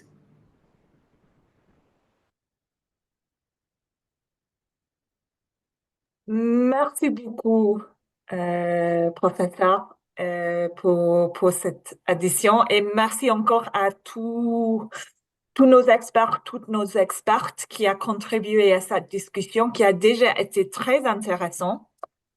Je pense que on va ouvrir un peu la parole pour les questions de tout le monde. Je peux voir qu'on a eu quelques questions dans le chat, mais je vais commencer par passer la parole à ma collègue Danielle qui va modérer un peu la discussion qui va suivre cette panel. Alors, merci Danielle. Merci beaucoup, Gemma. Merci encore à nos panélistes qui ont partagé des perspectives très riches sur la question des données et le rôle des professionnels de santé. Donc, s'il y a des personnes qui souhaiteraient prendre la parole, qui ont des commentaires ou des questions pour les panélistes, vous pouvez juste lever la main et je vais vous donner la parole pour poser vos questions. Donc, si vous voulez intervenir, si vous avez des questions, des commentaires pour l'un ou l'autre des panélistes, n'hésitez pas à lever la main, questions, commentaires, et je pourrai vous donner la parole pour intervenir. Peut-être le temps que des volontaires ne se manifestent, je pense qu'il y avait quelques questions dans le chat. Il y avait une question de Bouchra, je pense, sur à quel degré les données sont utilisées pour influencer les prestataires de santé. Est-ce que les données qui sont collectées par les chercheurs après sont disséminées ou partagées avec les prestataires de santé? Bouchra, c'est bien la question et je pense que vous pouvez prendre la parole pour repréciser la question et à qui elle est adressée, s'il vous plaît.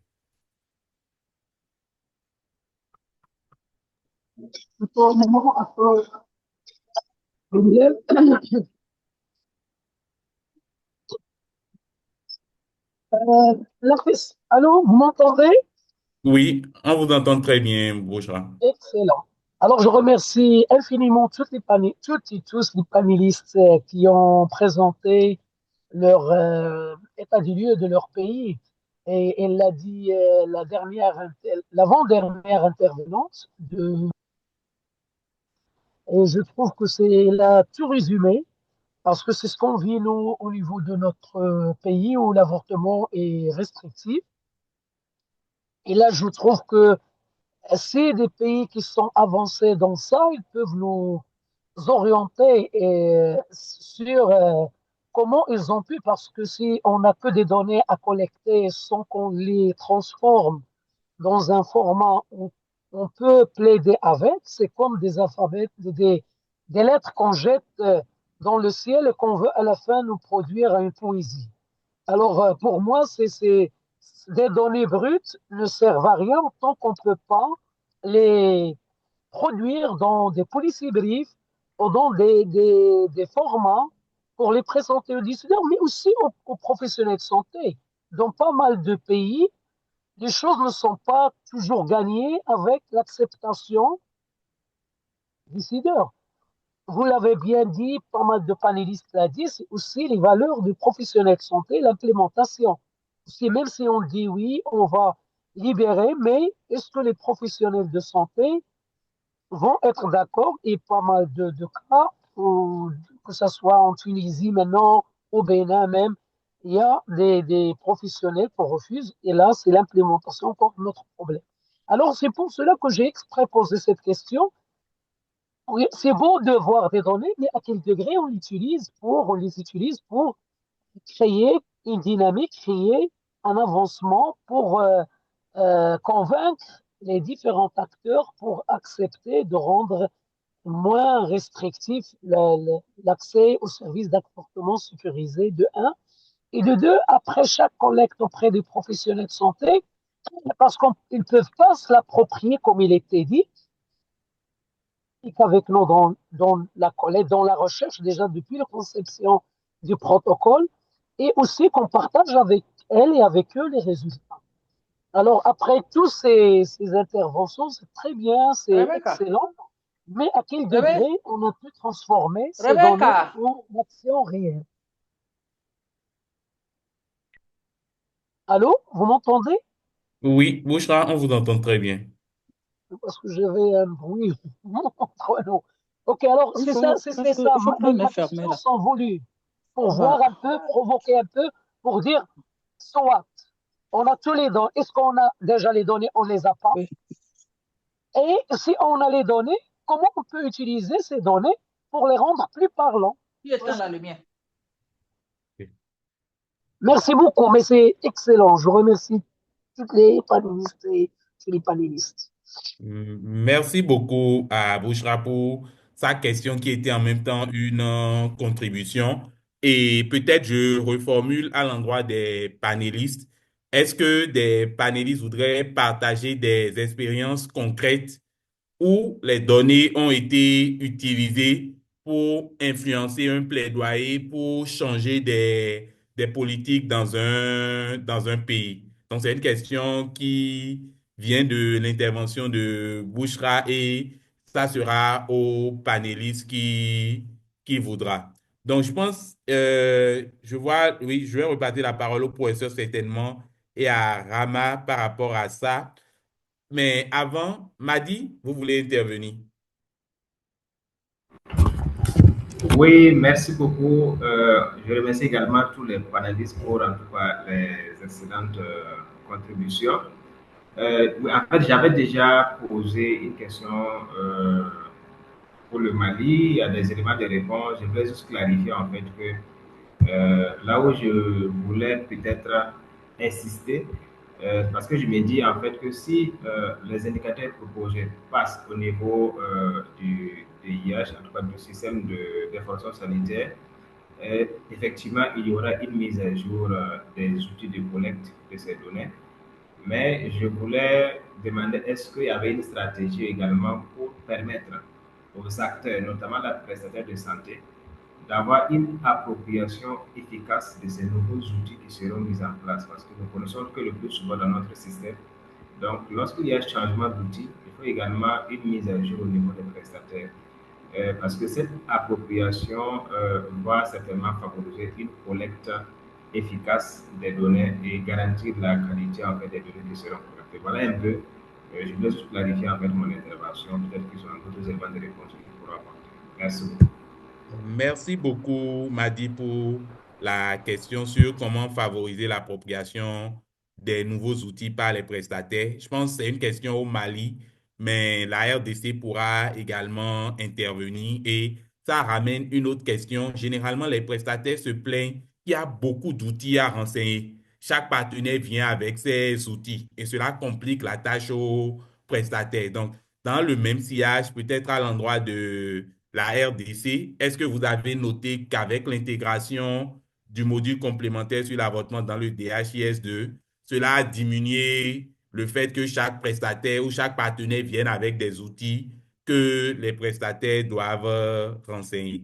Donc, je pense nous allons laisser le professeur Georges et Ramatou intervenir certainement par rapport à la question sur l'utilisation concrète des données pour influencer les politiques. Ensuite, ça sera le tour du Mali et de la RDC par rapport aux questions relatives au DHIS2. Et Dr Totoyon, vous pourrez intervenir juste après cela. Donc, Rama et ensuite le professeur. Merci beaucoup, Péniel. Et franchement, j'ai aimé la question de Dr. Bouchra parce que ça soulève pas mal d'éléments et en même temps des réponses, notamment la question euh, de la diffusion même de ces données que j'avais mentionnées tout à l'heure. Je pense que c'est un gros défi. Et aussi, on a tendance à aussi, ces rapports-là, à ça, c'est long, ou bien à des termes techniques qui rendent l'accessibilité assez difficile. Donc, Bouchra parlait des policy briefs, des notes de synthèse qui permettent de synthétiser, mais aussi dans un langage pour les professionnels. Mais il y a aussi ce que on met en œuvre depuis quelque temps à EPHRC, qui consiste à tenir des dialogues avec les agents de santé ou avec les personnes, les parties prenantes. Et ce dialogue consiste à amener les données sur la table et à susciter une réflexion autour de ces données-là et aussi des actions concrètes qui permettent aux soignants ou aux professionnels quand ils quittent cet espace, ce moment-là, d'avoir une idée des données, mais aussi d'avoir une idée d'actions qu'ils peuvent entreprendre au niveau individuel pour pouvoir améliorer les choses.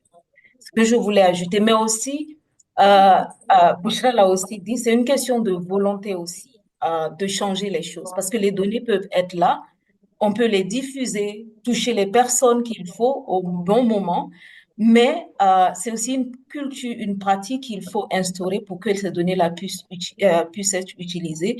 Parce que si on a en face de soi quelqu'un qui a déjà une position bien calée et qui n'a confiance à aucune donnée, là, j'étais récemment sur le terrain où on a des professionnels qui nous disent que nos données, enfin, ce genre d'étude n'est pas nécessaire.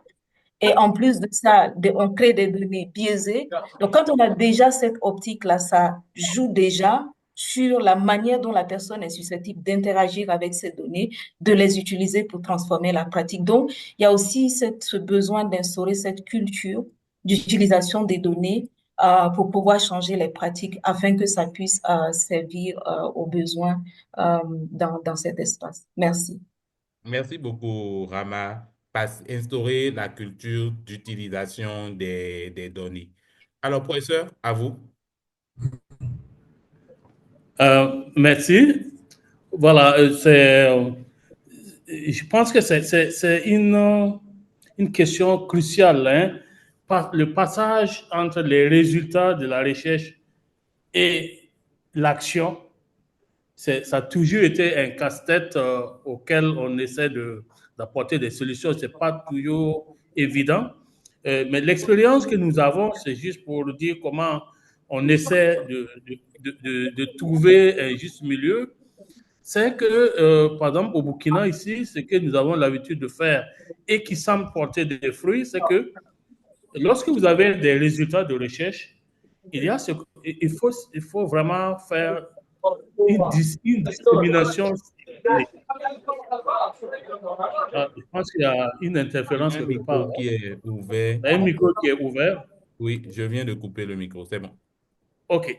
Alors, donc, il faut envisager des disséminations ciblées de ces résultats-là. Et nous, ce que nous faisons, c'est qu'on ne se contente pas de faire de la dissémination au niveau national pour tous ceux qui s'intéressent à ces questions, mais on cible ce qu'on appelle des groupes techniques où on essaie de rencontrer les premiers concernés. Par exemple, vous avez des ateliers avec les directions régionales de la santé qui sont les niveaux opérationnels. Et à chaque résultat, on regarde quelle action on peut coller à tel résultat.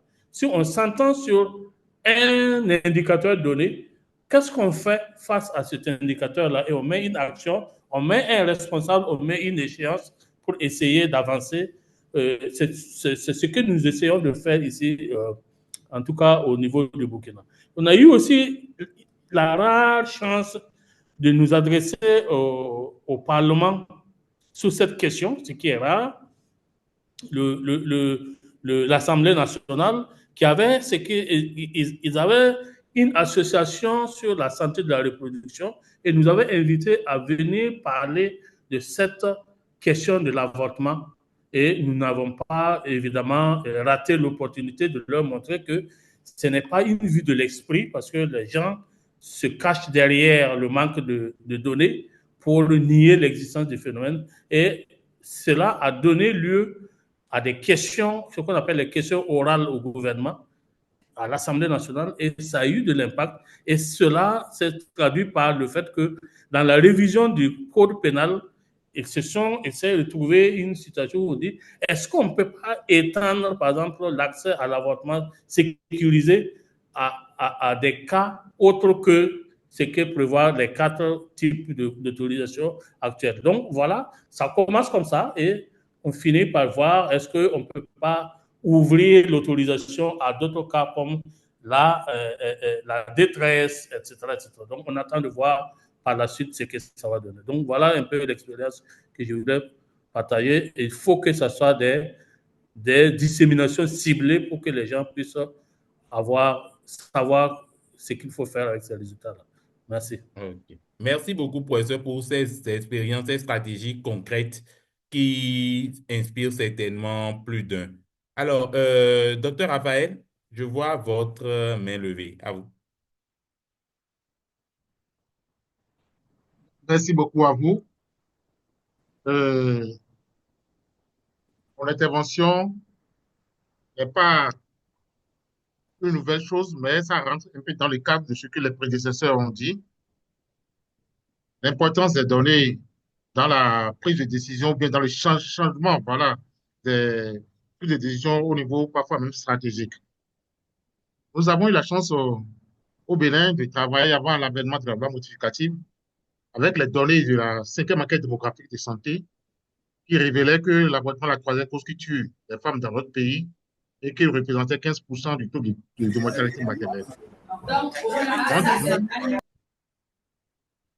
Nous avons travaillé avec les députés, d'accord, du réseau des parlementaires béninois pour la population de développement, avec l'autre organisation de la société civile, ABPF, l'association des gynécologues et bien d'autres organisations professionnelles pour pouvoir faire comprendre à l'appui des données pour prendre des images choquantes d'hystérectomie ou de jeunes filles béantes dans le sang admises dans les hôpitaux comme complications d'avortement non sécurisé. C'était à la faveur des ateliers d'avril 2020, non, de décembre 2020 et d'avril 2021. Ça a choqué, bien sûr, les sensibilités. Ils nous ont demandé qu'est-ce qu'on doit faire. Nous leur avons dit une seule chose à faire. Il faut faire la relecture de la loi 2003-04. Et c'est ça qui a amené aujourd'hui notre loi chouchou que tout le monde caresse dans la sous-région africaine et même au niveau de l'Afrique. Les études récentes, au-delà de ça, ont prouvé avec le financement de la FIGO, nous avons pu financer une étude de socio-anthropologie pour étudier les déterminants socio-anthropologiques qui entretiennent voilà, la persistance des avortements dans un département du Bénin qu'on appelle la Takora. Il a été révélé que les, les jeunes filles et généralement les femmes en âge de procréer qui s'adonnent à cette pratique, voilà, ont des bases culturelles et familiales sur lesquelles, je peux citer entre autres, sur lesquelles on ne peut pas entendre dans leur famille qu'elles sont tombées enceintes en dehors du mariage. Donc, cet aspect a été publié dans les résultats de, de maîtrise, voilà, que la FIGO a financé à travers le Collège des gynécologues du Bénin. Et nous pensons que cet aspect sur lequel on a eu la fréquence, voilà, de phénomène d'avortement non sécurisé par rapport à d'autres régions du même département, peut agir dessus, bien sûr, à la faveur d'un nouveau financement que nous attendons. Donc, les données, les données des enquêtes ou des différentes études sur l'avortement permettent de comprendre des phénomènes voilà, qui conduisent d'entretenir les décès maternels évitables liés aux avortements clandestins. Et si nous sommes tous tenus par l'agenda 2030, il ne nous reste que 5 ans, nous devons renforcer et intensifier les financements pour la recherche sur les données de l'avortement. Le Bénin a la chance, depuis décembre 2020, et a introduit dans son DH2 voilà, la collecte de données liées à l'avortement. Mais jusque-là, c'est surtout des données quantitatives qui ne permettent pas de sérier. Est-ce que c'est des soins après avortement ou des solutions complètes d'avortement? Cette nuance, on n'a pas pu la voir encore. Et nous pensons qu'à la faveur de la prochaine revue du SNICS, Système national d'information et de gestion des statistiques sanitaires, nous allons, avec nos partenaires, essayer de faire formuler le plaidoyer pour que certaines données qualitatives puissent être insérées à la faveur de cette revue. Je vous remercie. Merci beaucoup, docteur Raphaël. Et je pense que vous avez très bien fait le lien avec les deux questions sur le DHIS2. Donc, avant de laisser la parole au Mali et à la RDC pour revenir sur les questions qui sont restées en suspens, je pense que nous sommes en train de faire 1h45 de réunion. Nous sommes en train d'aller vers le terme de cette session. Donc, avant de donner la parole au Mali, nous nous sommes posé quelques questions que nous partageons avec vous. N'hésitez pas à répondre à ces questions dans le chat en termes de perspective. Ce sont des questions ouvertes à tout le monde. Ce sont des questions que nous allons partager aux autres membres de la communauté de pratique afin de savoir pour vous, en tant que prestataire de santé, quelles sont les données prioritaires pour les acteurs du système de santé. Et en tant que communauté de pratique sur les systèmes de santé, qu'est-ce que vous pensez que nous pouvons faire pour améliorer la disponibilité des données et leur utilisation? Donc, je mets les questions dans le chat. C'est un brainstorming. N'hésitez pas à y répondre. Donc, pendant que vous y répondez, je vais inviter Dr Traoré du Mali ou mon cher ami Joseph de la RDC. Comment s'assurer de l'appropriation des outils par les prestataires de santé une fois qu'après un long plaidoyer, on arrive à intégrer les modules complémentaires? Et également, est-ce que vous avez observé, ça particulièrement pour la RDC, qu'après l'intégration des données de l'avortement dans le DHIS2, que les prestataires ont commencé à moins se plaindre du fait qu'il y a beaucoup d'outils à renseigner Voilà. Et peut-être une toute dernière question pour qui la veut. Généralement, les décideurs estiment que intégrer un module complémentaire dans le DHIS2, ça a un coût qui est très élevé, des coûts qui sont très énormes. Donc, de l'expérience de la RDC, pensez-vous que cet argument que les décideurs mettent devant, c'est un argument réel et comment vous pensez qu'on puisse les convaincre au-delà de voir simplement le coût que cela pourrait impliquer? Donc, c'est à qui veut la prendre entre docteur Traoré et mon cher ami Joseph. En attendant, les Ouais. questions sur les perspectives sont dans le chat. N'hésitez pas à répondre. Oui. Merci, Joseph? Beniel. Oui, Oui. Beniel, merci. Merci beaucoup pour toutes ces questions. Donc, je vais aller droit au but, compte tenu du temps. Je pense que la première question que j'ai vue dans les chats, c'était de savoir si les gestionnaires des données ont-ils été formés sur, clarifiés sur la problématique liée à l'avortement. Exactement, ça veut dire que lorsque nous avons suivi un processus. La RDC était un pays qui était un pays vraiment très restrictif en matière d'accès à l'avortement sécurisé, comme vous le savez. C'est à l'issue de la ratification du protocole de Maputo et de la publication au journal officiel qu'on a allégé les critères pour l'accès à l'avortement. Alors donc, lorsqu'on a allégé ces critères,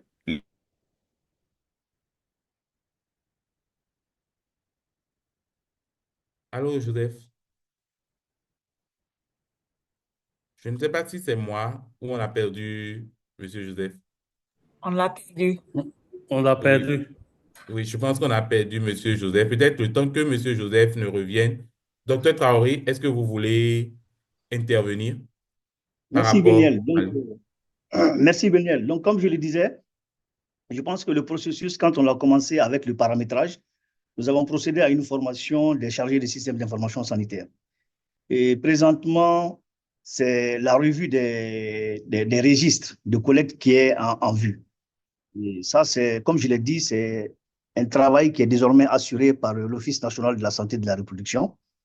Et donc, les nouveaux registres sont en train d'être confectionnés. Et une fois que ces registres seront confectionnés, bien sûr, il y aura ce qu'on appelle la dissémination.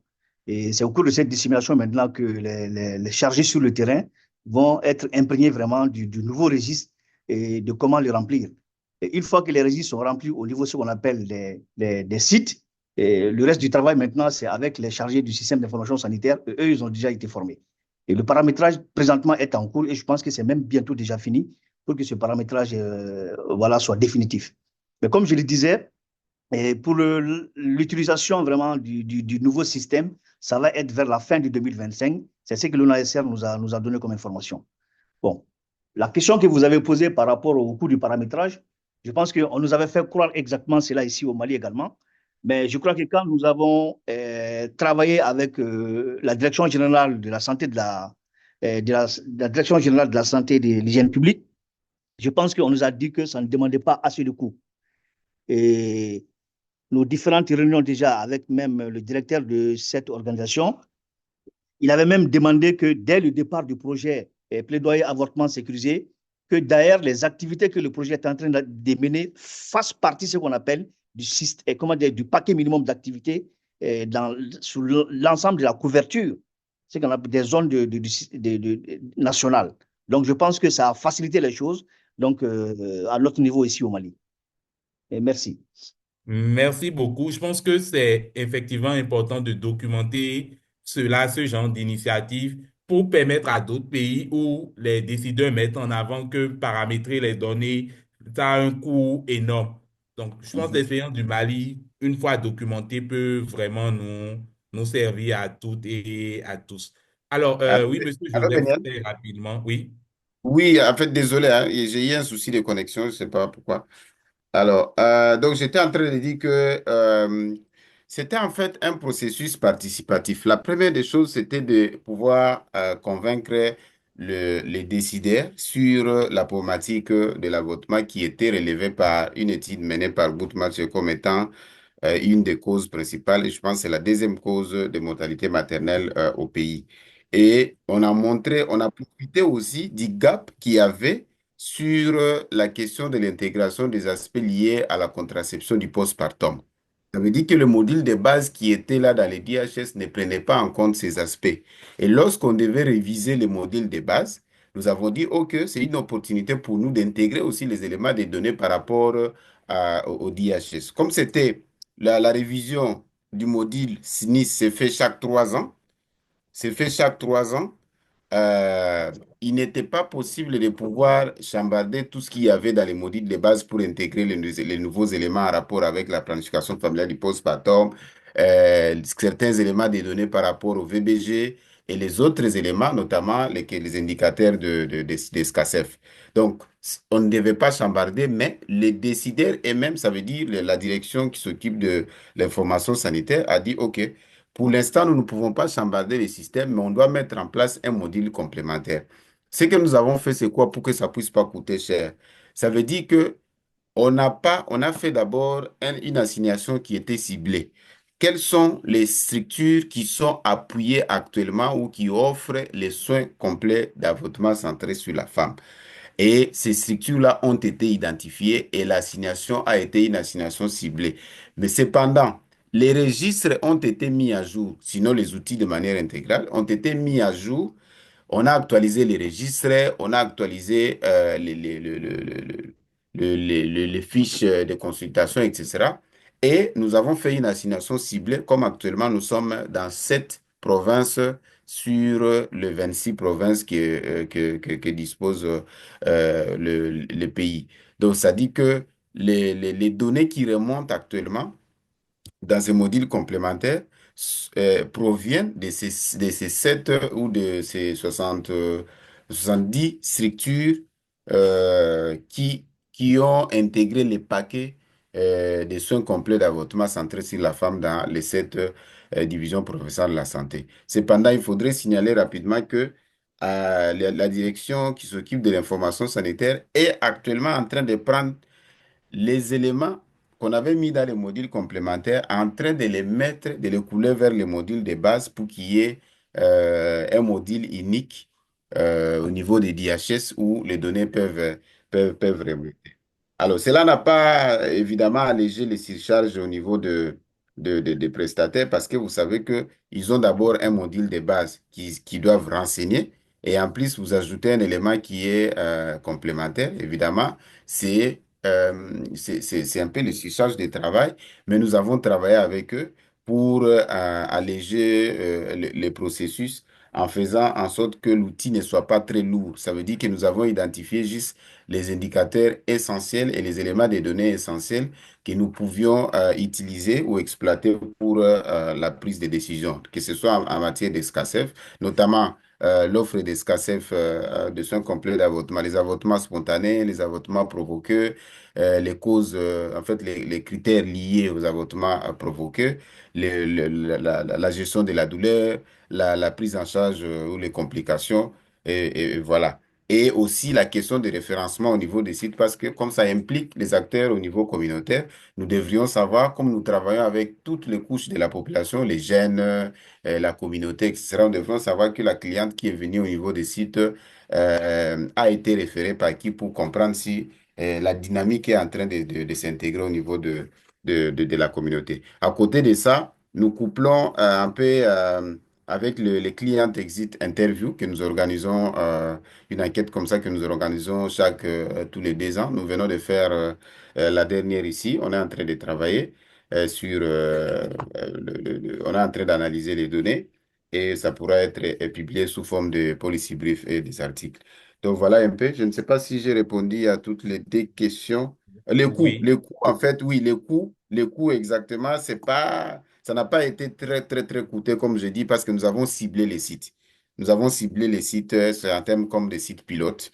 On a commencé avec des structures pilotes dans cette DPS, là où il y avait des partenaires qui appuyaient les soins complets d'avortement. Les partenaires ont pris en charge la reproduction des outils et l'intégration du paquet au niveau des sites en améliorant l'infrastructure, en formant les prestataires et en dotant les équipements qu'il fallait pour l'offre de services de qualité. Donc, ça n'a pas été des surcharges comme tel au niveau du système. Voilà, merci beaucoup. Merci beaucoup, Monsieur Joseph, pour ces réponses très pertinentes.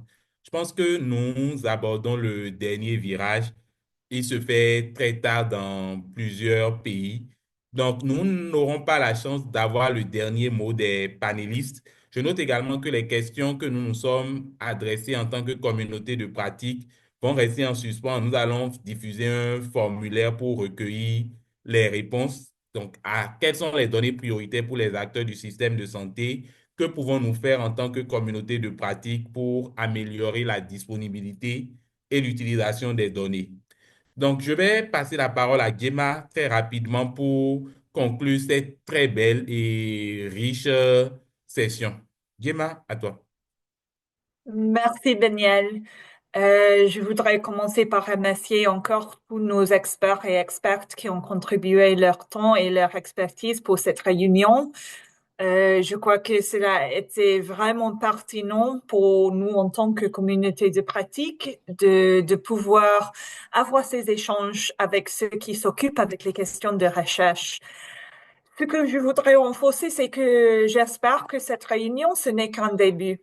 Je crois que l'une des choses pour moi, l'une des réflexions que j'ai eues pendant que j'écoutais tout le monde qui a parlé, c'est qu'il faut vraiment continuer ce travail de renforcer les liens entre les prestataires de santé et les chercheurs.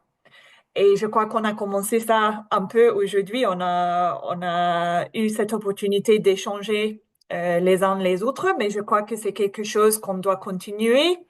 Ça doit pas être une seule réunion aujourd'hui et j'espère que dans le cadre de notre communauté de pratique, on va continuer de trouver les façons de discuter, d'échanger avec les chercheurs qui ont été avec nous aujourd'hui et les autres pour essayer d'identifier les données qui existent déjà, pour voir comment on peut utiliser ces données et pour mieux impliquer les prestataires de santé dans la création des nouveaux projets de recherche et projets de collecte de données.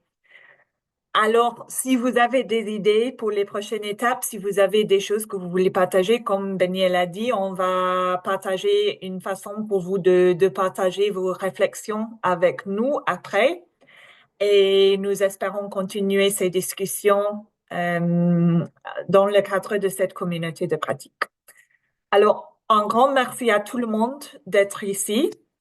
Je vois Dr. Abbé qui est aussi un rappel pour moi de dire encore une fois que j'ai mis le lien pour notre questionnaire sur les programmes d'études et comment les soins complets d'avortement sont intégrés dans les curricula. J'ai mis dans le chat et on va partager encore ce lien avec les membres de notre communauté de pratique. Alors, je pense qu'on peut finir. Je voudrais remercier encore tous nos experts et expertes, Onikipi de Guttmacher à Ducatière et aussi, je crois, Fatou Mbao. Mais on a toujours Monsieur Joseph, Professeur Georges Greya, Yonabo de Rutgers, Ramatou, est-ce que j'ai raté de tout qui a contribué de la part de la Somago. Un grand merci à vous tous pour votre disponibilité pour cette réunion. Je crois qu'on va essayer de partager aussi les liens que vous avez mis dans le chat. Si vous avez des autres ressources, des autres idées pour les sites web, pour les sources de données qu'on peut partager avec cette communauté, j'espère que vous pouvez les partager aussi avec Daniel et on va partager avec tout le monde. Merci beaucoup tout le monde et on restera en contact. Merci beaucoup. Merci beaucoup. Merci. Au revoir. Merci. Bye. Merci. Merci beaucoup. Bonne soirée. Bye.